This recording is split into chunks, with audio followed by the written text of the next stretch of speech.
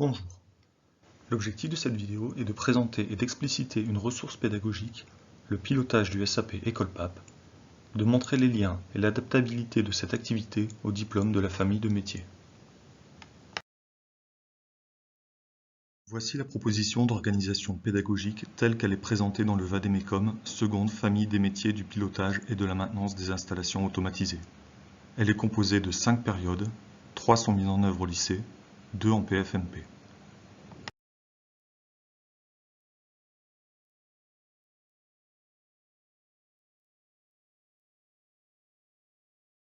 L'activité présentée ici s'inscrit dans la période 2, acquérir les premiers gestes professionnels pour piloter une installation. Il s'agit du pilotage du SAP École-PAP.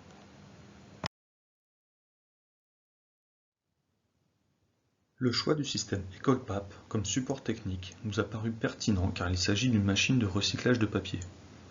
Elle pourrait s'inscrire dans 3 des 4 diplômes de la famille: pilotage, maintenance et procédé des papiers cartons.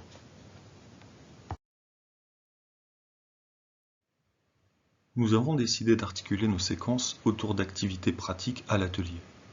Pour accéder à la connaissance, l'élève interagit avec son environnement. C'est une approche piagétienne de l'apprentissage.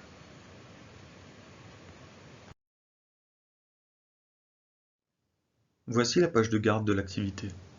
Il s'agit également de sa fiche contrat. Nous avons souhaité qu'elle tienne sur une seule page au format A4.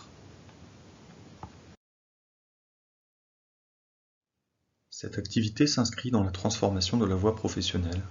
Nous en avons donc repris le bandeau sur la page de garde propre à la famille de métiers. Dans cette partie, l'apprenant écrira son nom et son prénom. On y retrouve également une photo du système pour l'aider à s'orienter sur le plateau technique. Sur la page de garde figure également le diplôme auquel correspond l'activité, seconde MSPC, la position dans le cycle de formation et la durée de l'activité. La mise en situation permet de contextualiser l'activité. L'apprenant se projette dans une situation professionnelle. L'objectif, lui, décrit le résultat attendu de l'apprentissage.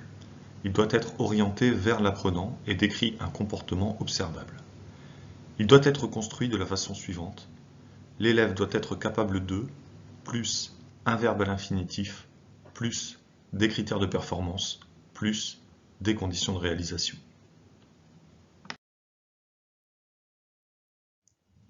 Les compétences mobilisées par l'apprenant sont choisies parmi les 6 compétences communes de la famille de métiers. Au cours de la séquence 2, 5 compétences sont mobilisables. Mais pour la réalisation de l'activité, 3 seulement sont retenues. Mais pour la réalisation de l'activité, 3 seulement sont retenues. Il faut éviter d'en mobiliser davantage, surtout en début de formation, pour éviter une dispersion lors de l'activité et une trop grande fragmentation de l'évaluation. Il faut éviter d'en mobiliser davantage, surtout en début de formation, pour éviter une dispersion lors de l'activité et une trop grande fragmentation de l'évaluation. Toutes les compétences n'ont pas le même poids. Ici, la compétence CC3 sera la compétence principalement mobilisée, et donc principalement évaluée. Les indicateurs d'évaluation sont choisis parmi les indicateurs du référentiel du diplôme. Ici, Bac Pro MSPC.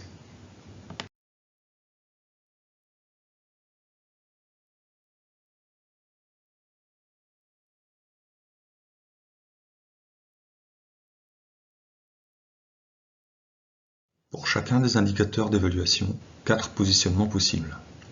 Pas de réussite ou non fait, réussite partielle, réussite totale avec aide ou réussite totale en autonomie. Ces critères sont compatibles avec les logiciels d'évaluation. Après la fiche contrat vient la guidance de l'activité, le document que l'apprenant devra compléter. En tête du document, on trouvera une présentation du système. Un QR code renvoie vers une vidéo. Elle est accompagnée d'un texte de présentation. On notera l'utilisation de la police Open Dyslexic une police libre de droit, utilisée dès que l'activité présente un texte important. Le point de départ de l'activité est administratif. Il s'agit de l'ordre de fabrication. Des informations essentielles y figurent pour la bonne réalisation de la production. Hauteur et format de briquette. Jusqu'à présent, ne figuraient sur l'activité que des informations. Fiche contrat, présentation. Avant que l'apprenant commence à réaliser, il est important de s'assurer que ces informations sont bien comprises. Dans le référentiel Bac Pro MS-PC, figure une représentation de la taxonomie de Bloom. On y retrouve les 3 premiers niveaux de maîtrise. Au cours de l'activité, l'apprenant doit réaliser les réglages et réaliser une mise en service. Il s'agit d'un niveau 3 taxonomique. Afin d'atteindre ce niveau 3, il est nécessaire de maîtriser les 2 premiers niveaux. La guidance est donc construite de manière progressive, avec des activités portant sur la connaissance, puis la compréhension, afin d'amener ensuite l'apprenant à réaliser. Étymologiquement, la taxonomie, c'est un classement de mots. Les verbes à l'infinitif permettant de construire le document élève sont donc classés en fonction du niveau à atteindre. Afin de réaliser le réglage, l'apprenant doit connaître les points de réglage.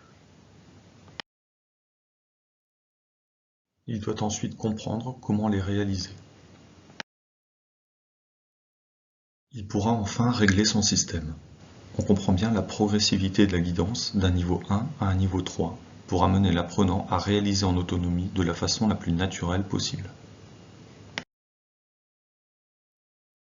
Le système est réglé, l'apprenant va pouvoir le mettre en service. 2 énergies sont nécessaires, l'énergie électrique et l'énergie pneumatique. Des vidéos permettent d'aider l'apprenant à établir ces énergies.